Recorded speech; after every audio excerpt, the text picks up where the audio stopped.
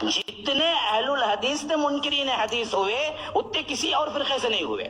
محترم سامعین کرام، آج کا یہ دور فتنوں کا دور ہے، اور ان فتنوں کے دور میں ہمیں اگر اپنا ایمان بچانا ہے، اپنا عقیدہ بچانا ہے، تو ضروری ہے کہ ہم اپنے علماء کے قریب ہو جائیں اور دین علماء سے ہی سیکھیں، اکابر کے طرز پر، اسلاف کے طریقے پر قرآن و حدیث کو سمجھیں۔ انسان فتنوں کا شکار اسی وقت ہوتا ہے کہ جب وہ اپنے علماء کو چھوڑ دیتا ہے، اسلاف کے طریقے کو چھوڑ دیتا ہے، اور مجتہدین کو چھوڑ کر، محدثین کو چھوڑ کر، ماہرین دین کو چھوڑ کر، اپنے علماء سے کٹ کر اپنے طریقے سے دین اسلام کے اندر تحقیق کرنے لگ جاتا ہے اور قرآن و حدیث کو سمجھنے لگ جاتا ہے۔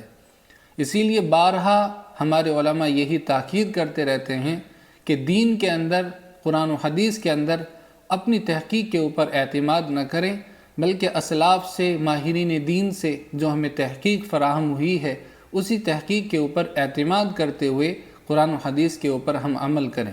اور اسی تعلق سے اگر آپ دیکھیں گے، اس وقت روئے زمین پر سب سے زیادہ فتنوں کی شکار اگر کوئی جماعت ہے تو وہ یہی جماعت اہل حدیث ہے، یہی جماعت غیر مقلدین ہے۔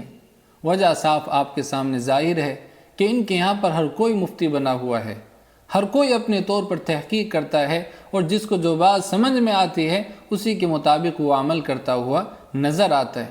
اور ہمارے علماء یہی بات سمجھاتے آئے ہیں کہ اگر ہر ایک کو دین کے اوپر تحقیق کرنے کا حق دے دیا گیا تو پھر دین مذاق بن کر کے رہ جائے گا۔ اب اسی بات کا اعتراف علماء اہل حدیث بھی کر رہے ہیں۔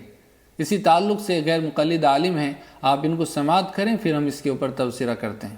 خطرناک تو ہے اس وقت جماعت اہل حدیث جتنے فتنوں کا شکار ہے، دنیا کی کوئی مسلم جماعت اتنے فتنوں کا شکار نہیں، اس بات کو سمجھ لیں۔ سب سے زیادہ جماعت اہل حدیث فتنوں کا شکار ہے، اور اس میں وجہ یہ ہے کہ ہر آدمی مفتی ہے،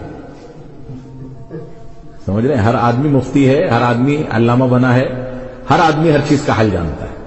تو جیسا کہ ابھی آپ سماعت فرما رہے تھے کہ جناب کہہ رہے ہیں کہ جماعت اہل حدیث سب سے زیادہ اس وقت فتنوں کی شکار ہے، اور وجہ اس کی صاف بیان کر رہے ہیں کہ اس کی وجہ یہ ہے کہ ہر کوئی ہمارے یہاں پر مفتی بنا ہوا ہے۔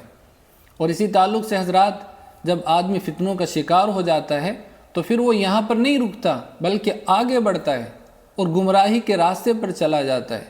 اسی تعلق سے آپ دیکھیں گے کہ سب سے زیادہ اگر کوئی منکرین حدیث بننے والے ہیں تو وہ یہی جماعت اہل حدیث کے لوگ ہیں، جو پہلے اہل حدیث جماعت کے اندر گئے اور اس کے بعد پھر وہ منکرین حدیث بن گئے۔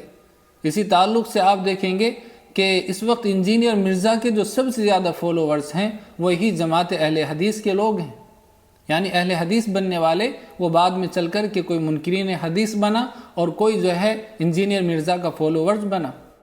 اور اس بات کو صرف ہم نہیں کہہ رہے ہیں بلکہ جماعت اہل حدیث کے علماء اس بات کا اعتراف کر رہے ہیں۔ اسی تعلق سے ایک ویڈیو آپ کے سامنے پیش کی جا رہی ہے، آپ اس کو سماعت کریں، پھر ہم اس کے اوپر تبصرہ کرتے ہیں۔ جتنے اہل الحدیث سے منکرین حدیث ہوئے اتنے کسی اور فرقے سے نہیں ہوئے۔ کیوں؟ قرآن حدیث بول کر بلایا۔ جتنے انجینئر مرزا کو آج ماننے والے ہیں ان میں زیادہ تر اہل حدیث ہی ہیں جو کنورٹ ہو کے اس کی طرف گئے۔ یہ ہمارے واسطے سب سے بڑا خطرہ بن گیا آج کہ قرآن حدیث کا لیبل لگاؤ۔ تو جیسا کہ ابھی آپ نے سنا ہے، یہ صاحب کہہ رہے ہیں کہ اس وقت سب سے زیادہ منکرین حدیث بننے والے وہ اہل حدیث لوگ ہیں۔ اسی طریقے سے انجینئر مرزا کے فالوور سب سے زیادہ اگر کوئی ہیں تو وہ یہی جماعت اہل حدیث کے لوگ ہیں۔ تو معلوم یہ ہوتا ہے کہ جب آدمی علماء کو چھوڑ کر، اپنے اکابر کو چھوڑ کر، ائمہ دین کو چھوڑ کر، ماہرین دین کو چھوڑ کر، اسلاف کے طریقے کو چھوڑ کر اپنے طریقے سے تحقیق کرنے لگ جاتا ہے تو پھر اس کا نتیجہ گمراہی کے سوا کچھ اور نہیں نکلتا۔ ہم دعا کرتے ہیں اللہ تعالیٰ سے امت مسلمہ کی ہر طرح کی گمراہی سے، ہر طرح کے فتنے سے حفاظت فرمائیں۔